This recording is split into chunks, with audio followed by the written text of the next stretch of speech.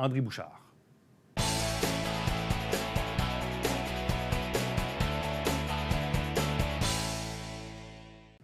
Poursuivons notre tournée d'entrevues avec les candidats et candidates à Saint-Jean-sur-Richelieu à l'élection municipale. Aujourd'hui, on est dans le district numéro 5, Saint-Edmond-Saint-Lucien, avec le candidat de l'équipe André Bouchard, M. Sébastien Godette. Bonjour et bienvenue. Bonjour.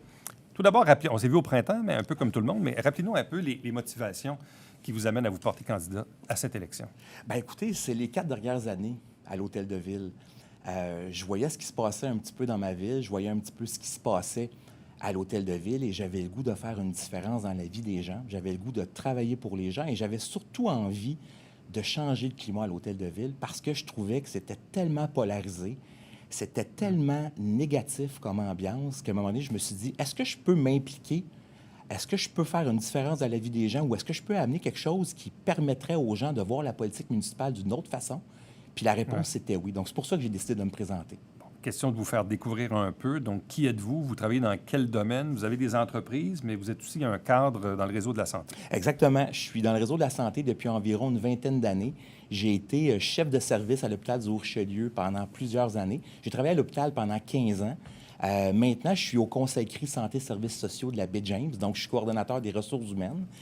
J'ai également été président du conseil d'administration du Cégep de Saint-Jean pendant quelques années, en remplacement de M. Dominique Brasseur, et je suis également propriétaire du Deck Hockey Saint-Jean et de H Urbaine, qui est un nouveau centre de lancer de hache. Donc, j'ai quand même des expériences au niveau du secteur public en gestion et des expériences au niveau de l'administration des affaires. Bon, qu'est-ce que vous connaissez du district numéro 5, Saint-Edmond-Saint-Lucien?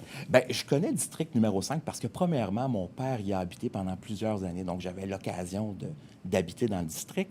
J'ai également travaillé, comme je vous disais, comme président du conseil d'administration du Cégep, donc j'ai eu à découvrir différents dossiers qui étaient en lien avec, je vous parle du stationnement, je vous parle de la circulation, je vous parle du centre de la petite caboche, et nécessairement, c'était un district qui m'intéressait parce que je trouvais qu'il y avait beaucoup d'enjeux. Et moi, je demeure aux portes du district, donc je suis sur la rue Saint-Jacques. Donc, je marche ce district-là pratiquement tous les jours. Donc, ça me permettait de voir des enjeux. Bon. Deux choses quand même assez intéressantes dans ce district. Premièrement, c'est un siège ouvert parce que le conseiller sortant, François Auger, ne se représente pas. M. Auger a été là pendant quelques mandats, précédemment Stéphane Legrand. Donc, c'est un peu l'historique du quartier. C'est un quartier qui est beaucoup teinté par le débat des avions et du bruit qui émane des activités aéroportuaires. Et là, on arrive vraiment avec des positions qui sont extrêmement campées. D'une part, votre adversaire dans l'équipe La Plante, M. Boucher, et celui qui présidait le comité contre le bruit de l'aéroport. Vous, de votre côté, vous avez fait aussi une sortie quand même assez audacieuse en début de campagne en prenant parti pour l'aéroport, dans un quartier où il y a des gens qui contestent le bruit. Expliquez-nous votre position. Tout à fait. Écoutez, premièrement, il faut savoir que si les gens votent pour l'équipe La Plante, ils votent pour la fermeture de l'aéroport de Saint-Jean. On l'entend, on le lit. Il l'a déclaré à votre émission. Il en a parlé également sur les réseaux sociaux. Selon lui, l'avenir de l'aéroport ne passe pas par des activités et du développement aéroportuaire. Nous, au niveau de l'équipe André Bouchard, on a pris position en faveur de l'aéroport. Pourquoi? Parce que l'aéroport, c'est un actif d'environ 80 millions de dollars. C'est un actif pour lequel on n'a jamais pris le temps et on n'a jamais mis l'engagement pour être en mesure de pouvoir attirer des entreprises ou pouvoir le développer. Donc, nous, on pense que c'est un actif économique important pour la ville de Saint-Jean. Mais je me mets à la place, disons, d'un citoyen qui est emmerdé par le bruit. Oui. Si l'équipe me dit, nous autres, là, on va fermer l'aéroport, peut-être qu'il y a du monde qui va être content de ça. Peut-être, mais je vous dirais que quand on a sondé les citoyens par le biais des réseaux sociaux, on a vu clairement l'attachement de la population à son aéroport. Je comprends que les riverains peuvent vivre du bruit. On vit du bruit partout dans la ville de Saint-Jean, que ce soit dans le quartier du centre-ville avec le chemin de fer, que ce soit à Iberville avec l'autoroute, que ce soit à Saint-Luc. Donc, moi mon point là-dedans, c'est que, premièrement, quand on regarde les études de bruit, le bruit, il y en a, mais il n'y en a pas. On ne dépasse pas les limites de 55 décibels. On est souvent dans du 50 décibels de jour, 40 décibels la nuit, dans les périodes achalandées de l'été. Donc, moi, je pense que c'est quelque chose qui est viable si on encadre les mouvements d'aéronefs Et si on pense au futur, parce qu'il ne faut pas oublier, M. Latour, qu'on s'en va de plus en plus vers des avions électriques qui vont faire beaucoup moins de bruit. Donc, est-ce qu'on est prêt à sacrifier l'aéroport pour quelques années de bruit encore? Il faut se poser la question. C'est pas un pari risqué pour vous de prendre position pour l'aéroport dans un quartier où l'aéroport crée beaucoup de mécontentement dans une portion? Oui, je pense que c'est un calcul qui est sage. Moi, je suis transparent avec les citoyens, puis vous savez, je fais énormément de portes. J'ai fait des portes sur la rue Lebel, j'ai fait des portes sur la rue Beauséjour, j'ai fait des portes sur la rue Frenette. J'explique aux gens c'est quoi notre plan. Notre plan, c'est de développer l'aéroport. Ce n'est pas d'augmenter la circulation d'avions sur les pistes. Ce n'est pas d'avoir plus de posées décollées. Ce n'est pas d'avoir une école de pilotage, mais c'est de développer les terrains de l'aéroport pour créer de la richesse à Saint-Jean. Mais à la limite, vos adversaires vont dire qu'eux aussi, ils veulent développer les terrains de l'aéroport. Écoutez, quand on parle de la proposition du maire Laplante, il parle de pôle agroalimentaire, il parle de cité universitaire. Savez-vous, M. Latour, qu'au Québec, présentement, construire une école primaire, ça prend 10 ans?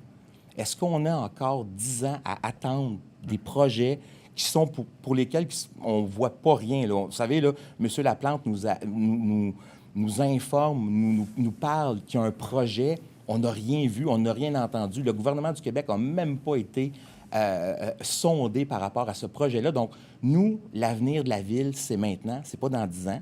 On a besoin de taxes, on a besoin de nouveaux revenus pour être en mesure d'assumer tout ce qu'on veut faire. Donc, pour nous, il faut agir maintenant. Outre l'enjeu de l'aéroport, il y a déjà eu dans le passé, probablement encore aujourd'hui, un enjeu d'infrastructure, entre autres dans la partie Saint-Lucien. Majeur.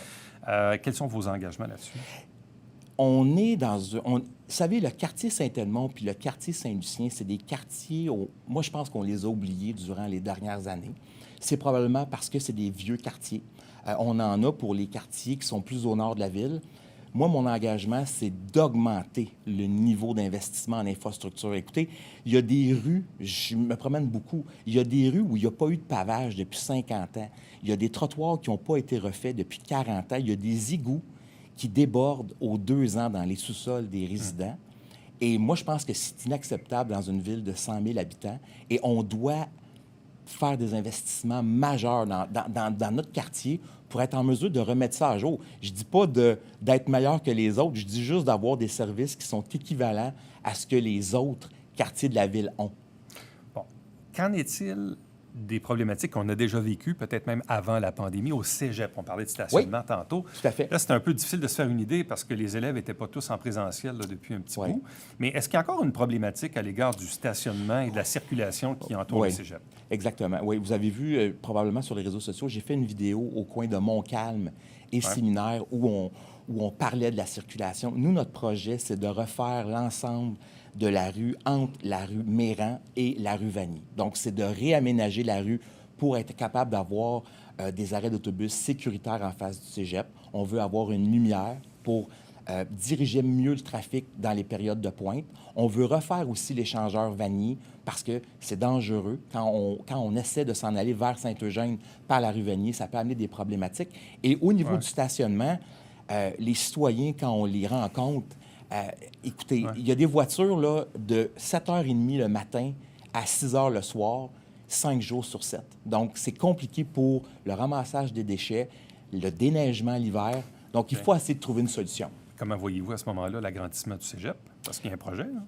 Je trouve que c'est une belle proposition, c'est quelque chose d'intéressant. Mais ça va amener plus de monde.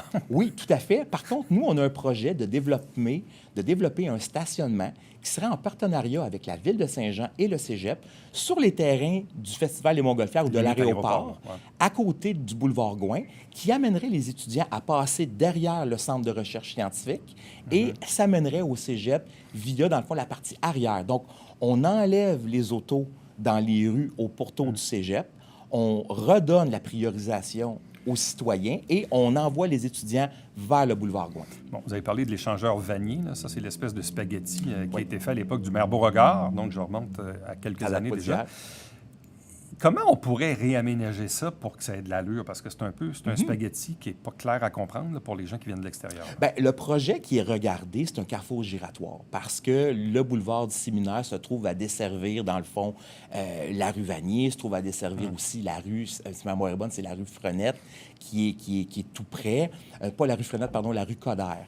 Donc, dans le fond, nous, notre plan, c'est un carrefour giratoire qui permettrait, dans le fond, aux gens de pouvoir circuler de façon sécuritaire et qui réduirait de beaucoup la vitesse dans cet échangeur-là. Donc, nous, ça serait un projet de carrefour giratoire qu'on aimerait avoir et qui amènerait par la suite les gens vers la lumière sur Montcalm et après ça, se dirigerait vers le nord de la ville.